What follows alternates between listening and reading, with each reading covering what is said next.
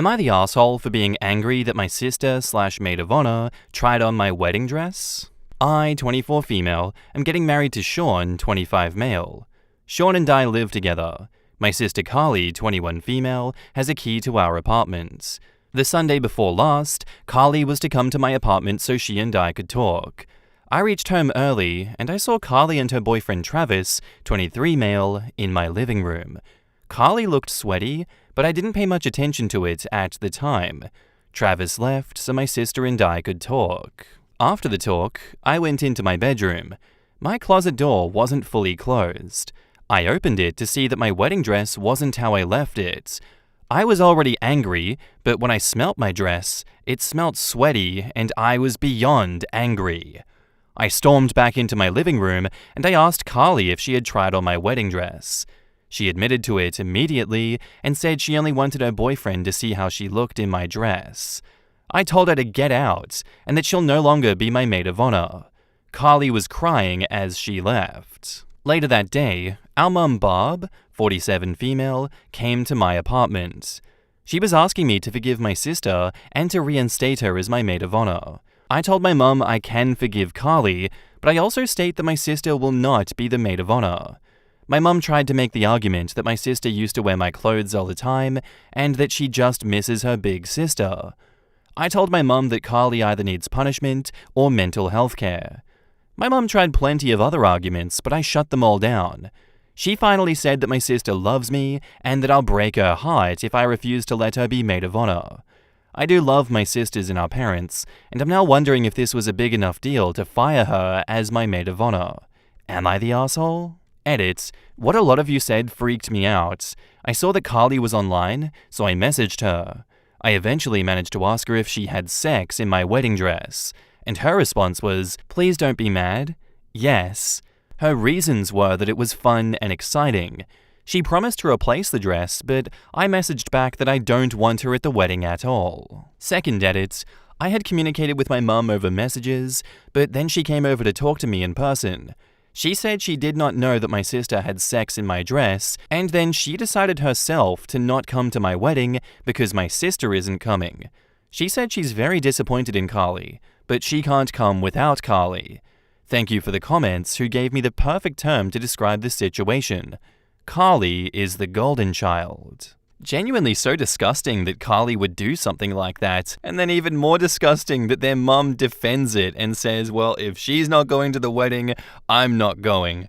What a stupid hill to die on, genuinely. What a good way to fracture your relationship with both of your children, choosing sides, and then taking the side of the golden child that is the one that caused all of the problems. I really don't know why parents choose to die on hills like this, because what is the point that they're trying to make here? Oh yeah, it's always cool for one of my children to do the most egregious shit to the other child, and I'm always going to take their side no matter what. A+ parenting right there, gotta hand it to her for that. Hamster Family says, not the asshole. Ask your sister to pay for dry cleaning. OP replies, thank you for commenting first. I do wonder if other people will disagree with your not the asshole. I already got the dress cleaned, but I could ask my sister for the money that I already paid to get it clean. Leah Jadis says, this isn't a pair of shoes. This is a once-in-a-lifetime event with a dress that you would wear once. Is nothing sacred? Your sister is a piece of trash, and your mum ignores her bad behavior and puts the responsibility of emotional maturity on you. So manipulative. Not the asshole here. OP replies, in my head, that's why it's different than the other times that she wore my clothes. It's a dress for one of the most important events in my life. And she got it dirty. OP says, that too. A woman can wear a dress without getting it sweaty. Cece Has a Problem says, she was sweaty. The dress was sweaty. She wanted boyfriend to see her in it. Just what did she do in that dress, I wonder? Ick. Burn it with fire. Not the asshole. And OP says, I see what you're hinting at, and I never considered it until now. OP then comes back with an update and says, thank you to all who commented on the OG post. My mother-in-law got me a new dress. I ended up doing the unconventional thing of asking my mother-in-law to be my maid of honor. As for my sister, I am taking a break from her. She needs to be less codependent on me, and I need to be less codependent on her. I love her, and I feel sorry for her. My sister will not be allowed at my wedding. No, OP, she needs to be less of a freak. That is deranged freak behavior from her. At the least, she needs to be tarred and feathered. For my mother and dad, I never want to see them again. They are not allowed at my wedding. My parents are the reason that my sister and I are so messed up. Growing up, my mother humiliated me and my sister about our weight, skin, and all sorts of things. My mother had actually forced me to wear her wedding dress when I was a teen, to motivate me to lose weight. Jesus Christ. My mum did the same to my sister. I have an appointment to see a psychiatrist this Saturday. My sister promised to get therapy. My sister and her boyfriend are still together, and their relationship is better. I wish my sister well. I'm excited to get married in January. Thank you all who are interested enough to read the update. Evil Sloth of Doom says, "You did the right thing. I hope your mother-in-law can be the woman your mum should have been. It's truly disgusting how you've been treated." OP says, "My mother-in-law is such a kind, caring woman.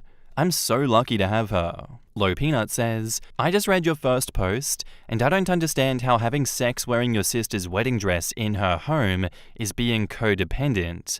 It's just being disrespectful. No boundaries. It's sick. Your mother-in-law is an angel. Your sister should be the one to pay for your new dress. Also, take your house key from her to be sure that she can't do something like that in the future. I hope you'll have an amazing wedding. You made the right decision about uninviting your family." Quote, "I eventually managed to ask her if she had sex in my wedding dress. Her response, 'Please don't be mad.' Yes." Yeah! No! The final hex says, "I was immediately wondering why she was so sweaty after just trying on a dress. I just wanted my boyfriend to see me in it, rip it off me and bang me on your bed was something I was not expecting." So Totally Tired replies, "I mean, it doesn't sound like he ripped it off her at all." Poku says, "You know, sometimes these posts make me think if I'm a bit too hung up on stuff, since I would fully cut someone off for simply disrespecting my wedding dress with all the added context, let alone have sex in it. But then I realize I don't care, and I'm not going to sacrifice my peace of mind to be a bigger person or a family person. So if I'm an irredeemable asshole, so be it."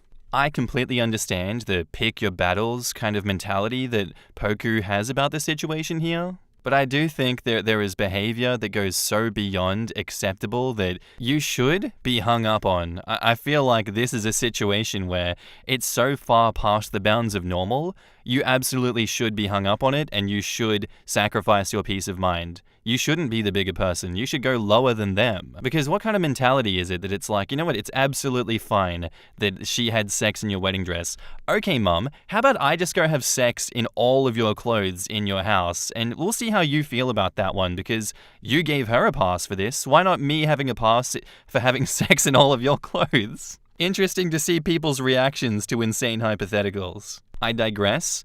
Cutting off the parents, absolutely support that one. Not cutting off the sister, but giving her a pass for her behavior because of your trauma that you went through with your parents. Hard for me to digest, given that I want her cut off too, but not my circus, not my monkeys, OP. If that's a relationship you can salvage, then absolutely go for it. I respect it. Thank you for sharing your story with us. And now I turn this to you guys. What do you think about this story? Let me know down in the comments below. With that said, it's time for our next story. This one was posted by a deleted account, titled, "I, 23 female, have always had intense, toxic relationships. Finally in a healthy relationship with a great guy, 26 male, and have no idea if what I'm feeling is normal. So I've never had a healthy relationship. My first and longest relationship was a codependent mess, which had insane highs and crashing lows. I deeply loved him, obsessed over him, even though in hindsight he treated me terribly, and of course it ended disastrously, taking me years to get over. I've tried dating other guys since then, but either they weren't interested and just used me for sex, or I'd realized that I was just using them for validation, and that nothing ever lasted. I eventually gave up on dating, and up until recently, I'd been happily single for about a year. A few weeks ago, I met someone at a uni class, and we really hit it off. We were just friends initially, but eventually started dating.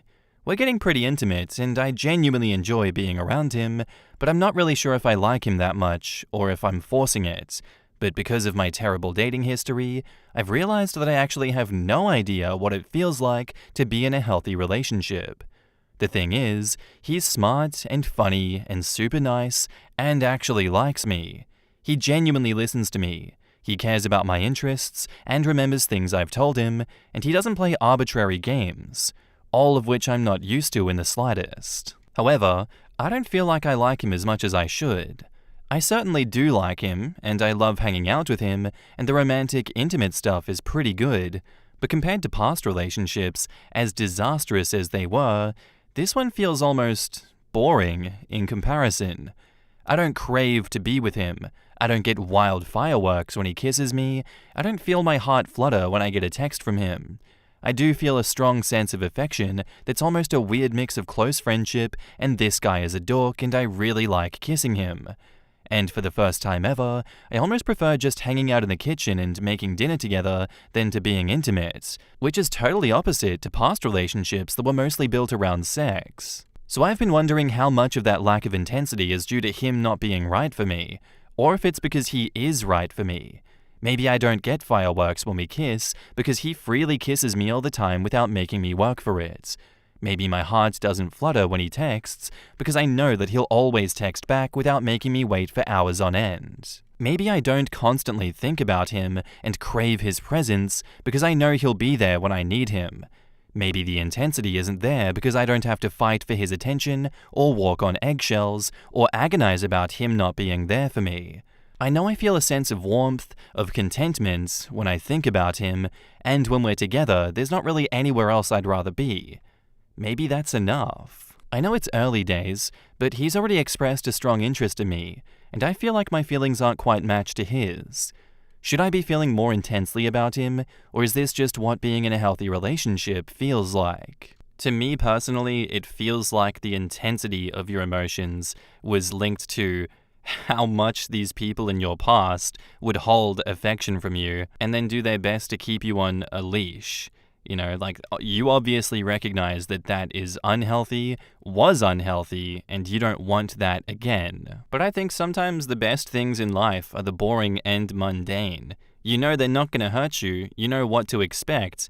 Sometimes that's just great. I feel like it's exhausting to be dragged through insane highs and crushing lows. For some people, I feel like the contentment and the peace of mind of the boring and mundane can come, like, naturally. It comes to you instantly. You're not upset with that. And maybe you, OP, are a bit more upset with it because a piece of you misses that thrill and that excitement. I think, in a way, this is what being in a healthy relationship feels like, yes. But if you realize over time that this is not the puzzle piece for you, it's okay to move on from that and find someone else that gives you the feelings that you are looking for. But for me, I'd stick this relationship out because he seems like an absolute catch. Young Moody says, I've been in a similar situation. The first guy I dated after leaving an abusive relationship was lovely and kind and treated me wonderfully. It was weird navigating a partnership that was so starkly different to my prior one, and I even found myself pushing back against his kindness sometimes because it wasn't the sort of love that I was used to receiving. I stayed with him because I felt like I should, even though I never felt those butterflies or excitement that I'd experienced before. In the end, we broke up. I wasn't ready to be in a serious relationship and needed time to heal from the past abuse. But just as importantly, he wasn't the guy that I was meant to be with. 6 years and a few lame relationships later, and I'm now engaged to the love of my damn life. With him, I got everything. The butterflies, the passion, as well as the kindness and respect of a solid relationship. My advice to you, having said all that, don't feel like you need to leave the guy just because it was the right thing for me to do. But don't make the mistake of staying with him just because it's a calm and safe relationship. OP comes back and says, a few months ago, I wrote about dating an actually stable guy after only having toxic relationships. The post got more traction than I expected, so I figured it might be nice to do an update. Thank you so much to everyone who replied to my post. All the replies really helped. As it turns out, the guy I was seeing found the Reddit post, clicked that it was me, and talked to me about it. Turns out he actually felt the same way in terms of low intensity, but he liked that, and I decided to keep dating him as long as we kept having fun together. Well, I'm happy to say that last week we celebrated being together for 6 months and that we are quite madly in love with each other. After we talked, I took the advice of some of the commenters and tried to just enjoy my time with him instead of worrying about the depth of my feelings. I soon realized that he's a kind, thoughtful, intelligent person, and we totally get each other. He makes me laugh with the most inane stuff, and he thinks my dumb jokes are funny too. We can talk for hours and hours about just anything at all, and I rarely feel that I have to justify or explain my point of view at all. He just understands me. One of the first times I knew I was really falling in love, we were chatting in bed, and suddenly it was 3 a.m, and I realized we'd been chatting for 3 hours without a single awkward pause. I've rarely had that with anyone else, and never with a previous boyfriend. I think most of the commenters were right. My other longest relationships were all built around toxic intensity and wild passion, and while this relationship definitely isn't lacking in the bedroom, I'd say it's much more built on a sort of close relationship and respect for each other. It's certainly not as filled with longing and deep passion as other relationships I've had, but honestly, I prefer being with him. I feel like I've not just got someone to go out with or cuddle up to, but a genuine life partner. Someone who supports me, who I can talk to about anything. Someone who makes me want to be a better person. It just took me a while to realize how much better that calmer, more peaceful love is, instead of the roller coaster / intensely toxic relationships. And I almost made the mistake of thinking that it was boring and throwing it away. I really just needed time to get used to dating someone who doesn't play games and displays his affection openly and frequently. We did have some slight issues with communication to start with, mainly me being afraid to bring issues up and suggest things because of other boyfriends overreacting terribly in the past. But after we talked a lot, he's been very supportive and proven himself to be a mature enough adult that he can handle occasional criticism without getting super defensive. It's been really refreshing to be in such a drama-free relationship where we can argue or talk about issues in a really healthy way. Thank you to everyone who replied. You all helped a lot, and I'm really glad I took your advice and didn't just break up with him. I love him a lot, and I can see us being together for a long time. Thanks. Aviator XO says, I'm currently going through this whole issue myself, and reading both of your posts and the comments has helped me see things differently. I've spent the last 3 weeks trying to decipher if I really have romantic feelings for this man or just seek his friendship. I've been waiting for the spark I usually chase after, which has always ended horribly. Thank you for sharing. You are helping so many other women and men in your position. Bunny36 says, I think sometimes we all forget what dating is actually for. It's meant to be discovering who another person is over time. Assuming a relationship will be successful based on the initial spark isn't enough, and it's easy to forget that love is more than just that feel-good bit. And Lady Gaither says, so often the exciting highs can come from a comparison with very hurtful lows. The, oh my god, this is incredible, comes as an after effect of, oh my gods, why would you do this to me? And it makes the good seem so much better. It's not. It's just comparatively better. Your brain says, oh hell yes, when it's been saying oh hell no for a while. At least that's how it was for me. When I finally met people who wanted to be with me, it was boring. But in reality, my normal meter was broken. My sense of self was shattered. I didn't feel like I deserved the good feelings unless I had to work for them. Then I figured out that not everything had to be a fight, and not every kiss had to be passionate. It took a bit to accept that. Good on you for figuring it out earlier than I. Life is both short and long. Finding a good partner is key. Best of luck to you and your person. May it be full of laughter, love, and long conversations without unnecessary drama. Counterpoint, if it didn't have unnecessary drama, then I would be out of a job.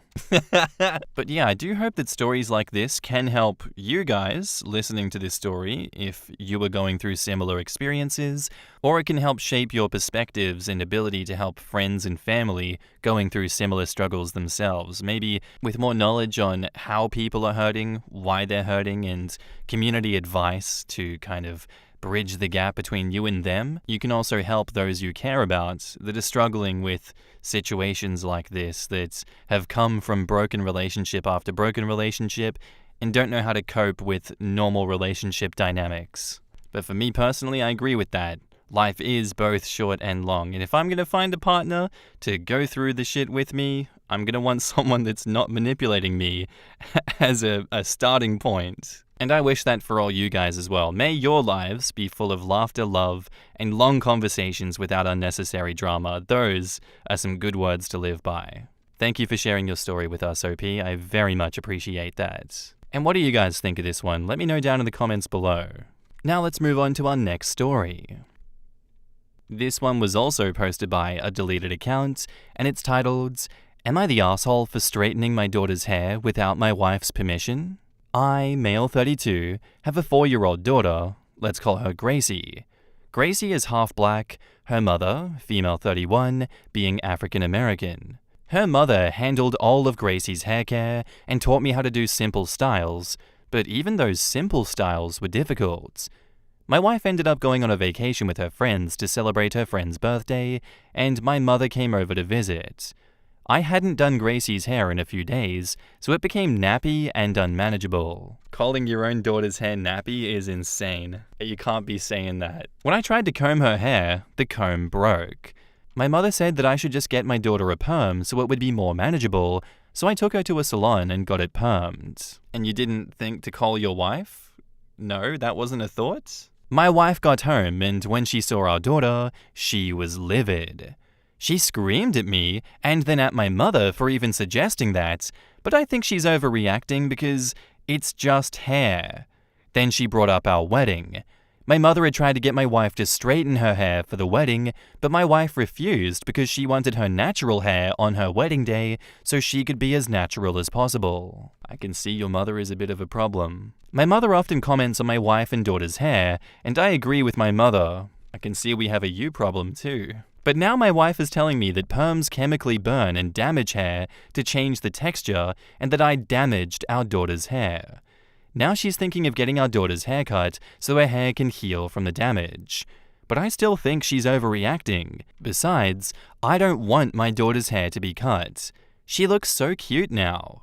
Am I the asshole for straightening my daughter's hair without my wife's permission, even though Gracie is my daughter too? Are you having a mental breakdown by chance, OP? Where did this all come from? Your wife goes away for a few days, and instead of calling her like a sane individual would, you decide to go just gung-ho on her hair? This is just weaponized incompetence to the max. Why didn't you call your wife and sort this out? This is so much drama that you've caused that you now decide is a hill to die on. Also, you didn't think at all to call your wife and be like, "Hey, is this a good idea? I know you always handle her hair care because I can't be trusted with it, so what should I do here?" I really find it hard to believe that you're that dumb or that malicious, but I've seen stranger things. Just all around bad decision making from you. You're an asshole for doing that, absolutely. Tools says, "Your daughter is half black. You were married to a black person and you used the words nappy and unmanageable. Besides that, you sound like you haven't learned how to care for your daughter's hair, nor tried to learn how to care for curly and coily hair. Not to mention, it sounds like you haven't learned to respect your wife's boundaries. You're the asshole. Go watch a couple of videos on curly hair and stop listening to your mum." Creve says, "No black person would straighten their child's hair at such a young age. It's just not done. And for your information, hair isn't just hair in the black community. Furthermore, you knew that your wife was against straightening your daughter's hair. Did you ever ask her why? You were absolutely wrong. Educate yourself and then apologize to your wife and daughter. You're the asshole." Highwood Shady says, "You lost me at nappy hair. What an asshole. And your wife is right. All you did was damage your daughter's hair." And SFJC says, "And her self-worth. If OP does not go no contact with that wretched woman, I will personally go and help the wife pack. He thinks his daughter looked cute because her hair now looks whiter. At this point, no contact might not even be enough given that OP is a racist. And what the hell kind of salon does a chemical treatment on a 4-year-old? This post is sickening."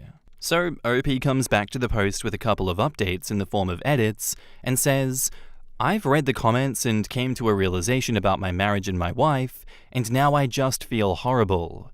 My wife's mentioned in passing about her childhood and was always vague about it, but after overhearing a conversation between her and my mother-in-law, I just realized how much I truly messed up. My wife is dark-skinned and tall, and she got bullied for that along with her hair. She went to a predominantly white school in Bogalusa, and that made her hate herself and her looks for a while. My God, my wording was horrible too. My wife is beautiful, and so is my daughter, and their hair is not a problem. I'm the problem, and so is my mother. At least you can admit to that. After hearing my wife's conversations about me and my mother, I realized that my mother is a bully and that I'm just a drone/follower.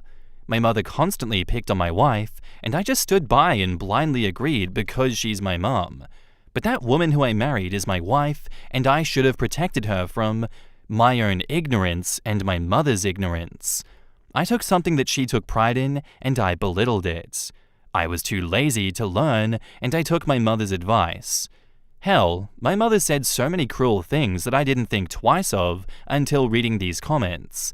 She'd always make sure my daughter didn't play outside when she'd go over to her house because she didn't want her to be darker like her mother, and that comment made me uncomfortable, but I took it as a weird joke. How? How did you take that as a weird joke? That's just straight racism. What's going on? What? No, it's not a weird joke. If it's such a funny, weird joke, why don't you tell everyone how funny the joke is? Go spread it round. I'm cutting my mother off, and I'm going to apologize to my wife and daughter and start watching hair tutorials again. I'm also going to sign up for a hair braiding class when the pandemic is slowed down once more. God, I'm a horrible husband and father. When my wife is willing to talk, I won't force her, I'll apologize, and if she wants to leave me over this, it'll hurt like hell, but I'll understand. I've just pushed her to the sidelines for so long, and I couldn't even see it. I am the arsehole, the biggest arsehole ever. Edit 2. I just got off the phone with my mother, and my wife listened in on the phone call. I didn't realize she was in the living room with me until she put her hand on my shoulder during the call. My mother is, well, livid. She freaked out on me and threatened to call CPS when I told her that I didn't want her coming around my wife and daughter, and refused to even try to understand what we did wrong. Then I mentioned the damage that the perm could cause to my daughter. I read a small article about a black-owned hair care company about childhood perm horror stories, along with the history behind perms, and I'm just disgusted with myself and my mother. And my mother said my wife was being a drama queen. When I told her that my daughter might need a haircut behind this, she flipped out and said, "I won't let my granddaughter look like a bull dye," and I was mortified. I'm gonna take the r/ approach and not say that full word. Can't say that on YouTube. She said she would take my daughter from me and my wife and raise her the way God intended. That caused a screaming match. My wife put her hand on my shoulder in the midst of it and took the phone from me and told my mother if she comes to our home again, the police will be called, and then she hung up.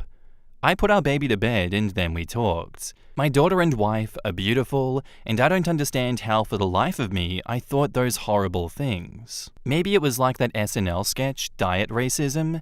Hearing those things from your parent and just blindly listening no matter how horrible it sounds. My wife is still mad at me, and rightfully so, but she told me that she isn't leaving me over this.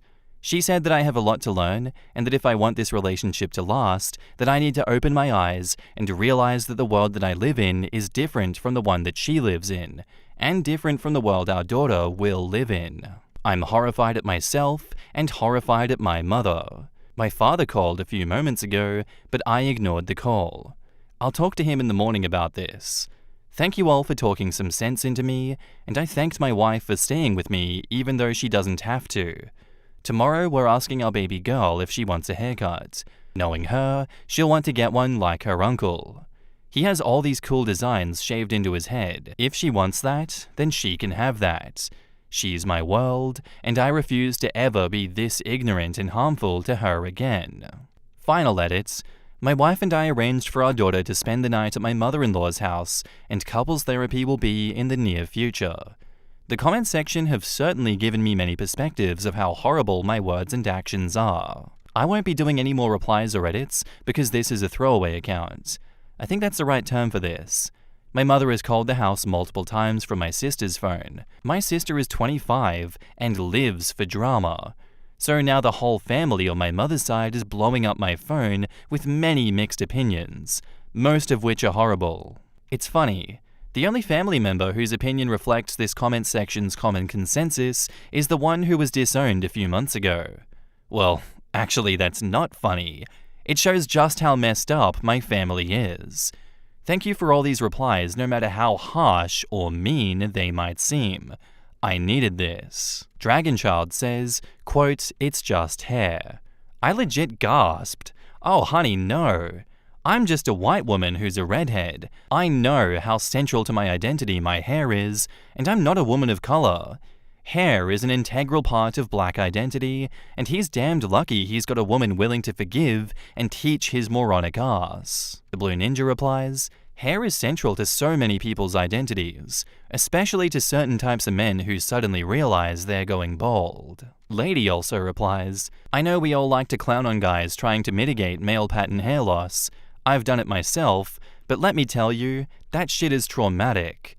My hair started falling out during COVID from stress, and even though I knew it was temporary, and even though I knew that it would grow back, it still really messed with my sense of self and self-esteem. And I'm a person with a buzz cut who has shaved my head bald. I've accidentally melted my hair off with lightener and had to shave color out of my hair. None of it rocked me to the very center of my core, like pulling out handfuls of my own hair in the shower. I can't imagine that it's any easier going through it when genetics rather than stress are to blame. And yeah, I'm gonna round this one out by saying that, thank God, OP's wife was so accepting and understanding of his stupid brain. But sometimes it takes the stupidest of decisions and the most stressful situations to wake you up from whatever ignorance you live in your own life. I can't imagine that it's such an easy pill to swallow, realizing just how racist your own family is and how their actions influenced you into being so racist to your own child as well. That would be really jarring, that would be really stressful, that would be even a bit traumatic, dare I say. Glad that it all worked out for OP in the end, glad they're going to couples counseling, and glad that he's cutting his family off, hopefully. Anyway, what do you guys think of this one? I'd love to know down in the comments below. And that's where I'm going to end today's episode, guys. I do hope you have a good one, and I'll see you in the next one. Bye!